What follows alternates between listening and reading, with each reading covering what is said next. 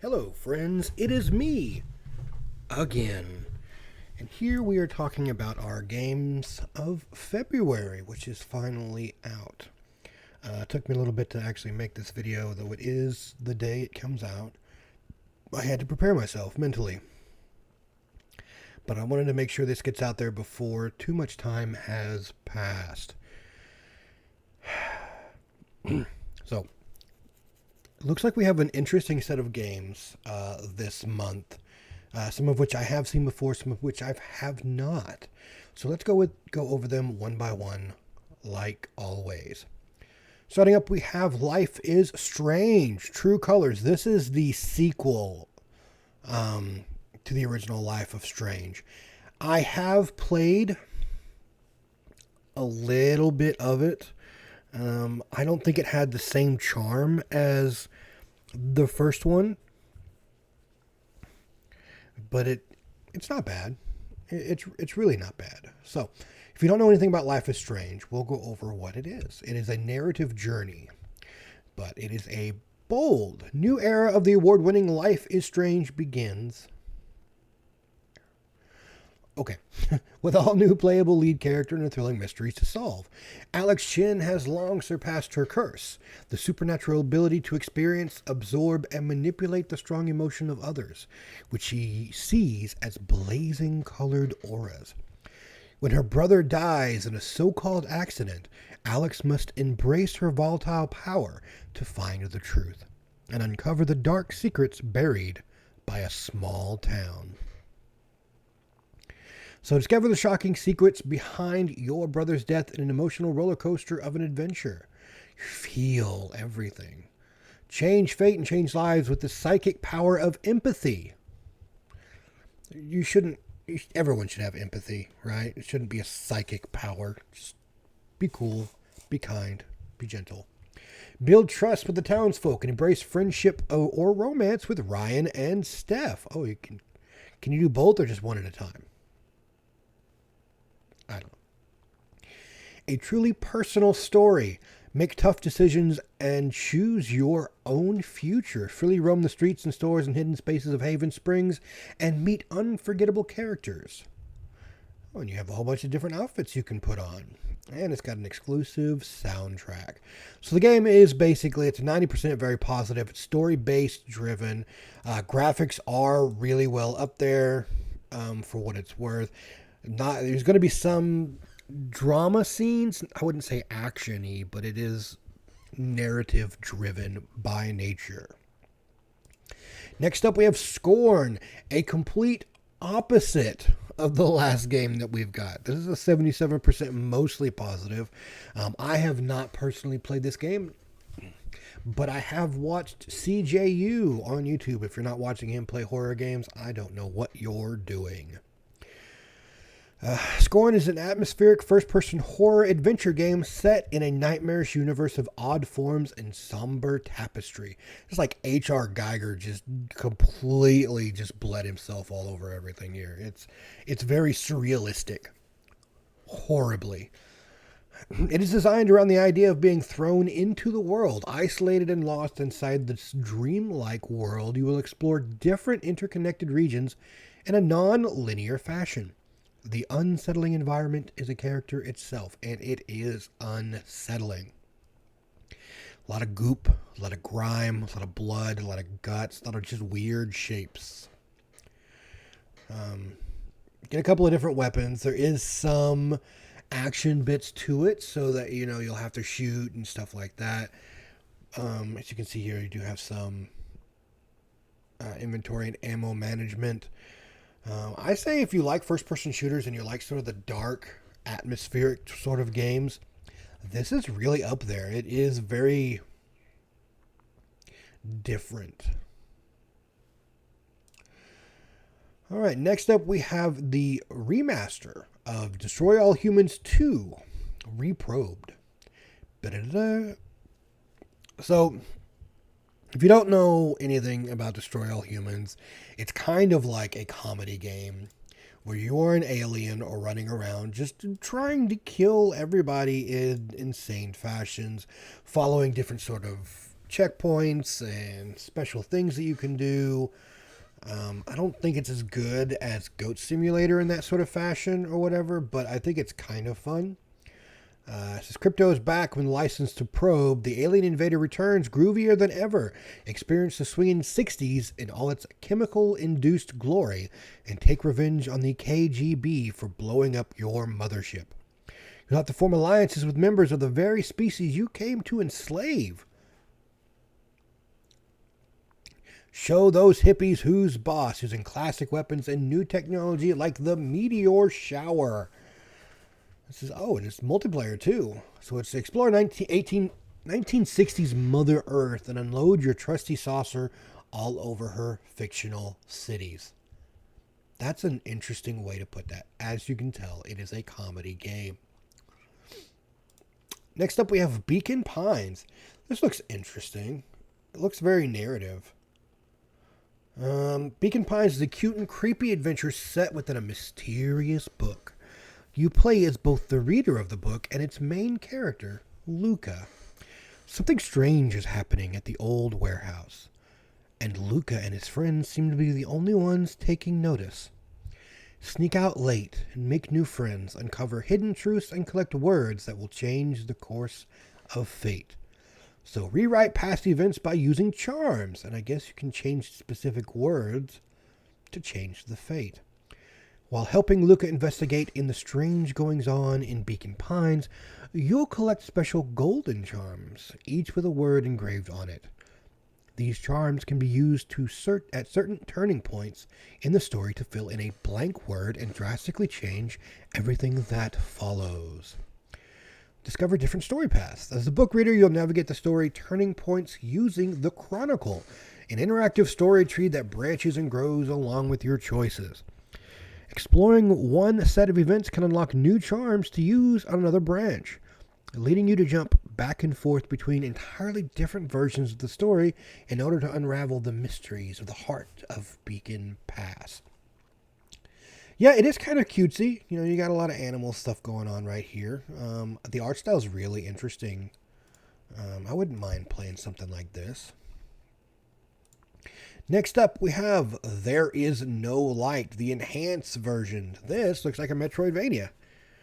Or at least a top-down roguelike, maybe? I don't know. Action-adventure game? Okay, after a global catastrophe, the remains of human civilization built a new religious society among the ruins of the desolated underground.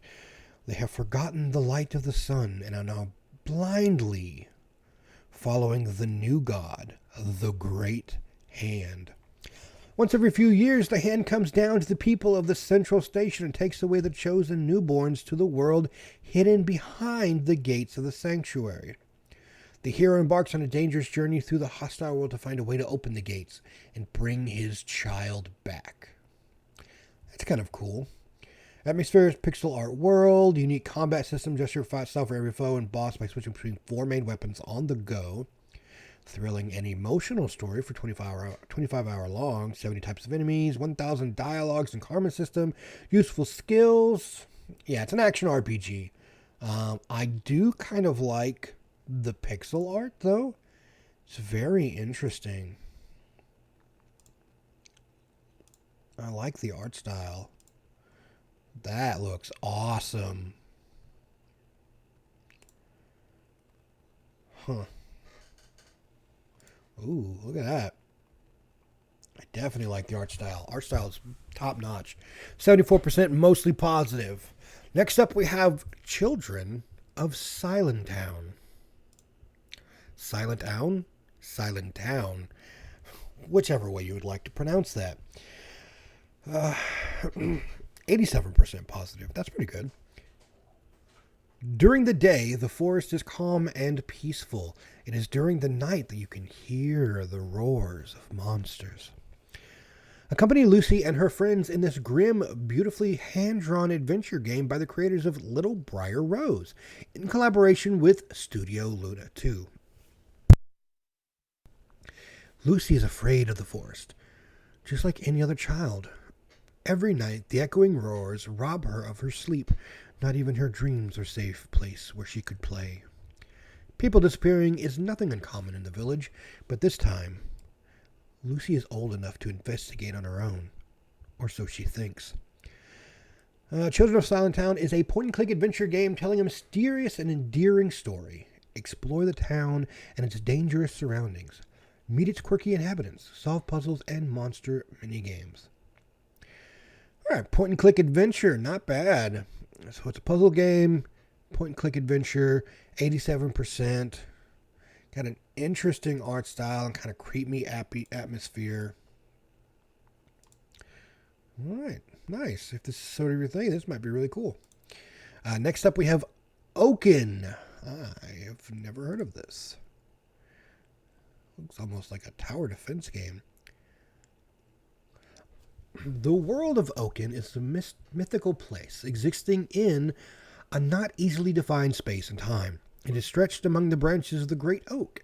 Its inhabitants are spirits which listen to the same voice, called the Oak Song. The loss of that voice starts the series of events leading to a struggle which may either heal or destroy the great oak. Wait a minute, now I think I've seen this. I think I may have played a demo of this a while back. It's 81%. But yeah, it's a roguelike hero-oriented campaign with deck management, a mythical world inhabited by spirits, and with Celtic and tribal vibes. Ooh, vibes. So yeah, it's a roguelike, hero-oriented campaign. So you start off with a hero, you gain other things that kind of go along with it. You gain better abilities and stuff like that. I don't know specifically what the roguelike aspect of it is, like what you gain between compounds, but it's kind of like this. Yeah. So it might be something I'd look into. Next up we have Snowtopia. Huh. World of endless winter fun. Alright, so it's a ski resort builder? Yeah. Build the ideal ski... I am not well. Build the ideal ski resort to keep your skiers smiling all the way down the mountain. Get to know every cliff and crevice as you plan... I have no idea how to pronounce that word. Pistas? Pista? I have no idea. I'm not a skier. I'm in Oklahoma. We don't get snow, we get ice. Place lifts and build essential facilities. Take on the challenge to create a resort where life is always good. Plan your pistas. I don't know. I guess that's... by context, I can probably say that is like the slope that skiers will slope down. On the mountainside, in just a few clicks with the easy-to-use creation tool, read the terrain and choose the best spot to lay down trails for every skier ability. Yeah, it's a ski resort simulator. Not bad. I would like to see if they have like a first-person view. Like you can make it and build it and stuff like that, which is cool. But like, can you ride it? Okay, so it looks like it does have some sort of like third person, maybe. But like, I would like a first person, kind of like what they did with Theme Park. After a while, I can't remember which iteration they started it, but they give you like a option to ride the rides in first person view, which was always really cool. And that's it. Those are the games this month. Really interesting. They got a couple of good games on there, which I wouldn't mind playing. I'd probably check out Oaken, Beacon Pines, and the Children of Silent Town. We got a couple of coupons here. So this is just your basic. If you're part of the Humble Choice, get 20% off select new releases. It shows you some of them there. 34% off Last Train Home. This recently came out. It is on my purview. I wouldn't mind trying it. We also have a coupon for 30% off Traveler's Rest. I actually got that in early access. I think I made a video of it, like 2 years ago while it was in early access. And I believe it is actually out with a 1.0 release. So that's not too bad. The charity of the month, though. The Hidden Genius Project. Founded in Oakland, California in 2021, the Hidden Genius Project connects young black males with the skills, mentors, and experiences they need to become high performing entrepreneurs and technologists. So, yeah, that's really interesting, really cool. As always, I am not affiliated with Humble Choice, Humble Bundle, or anything like that. I just like what they do and the charity aspect of it all.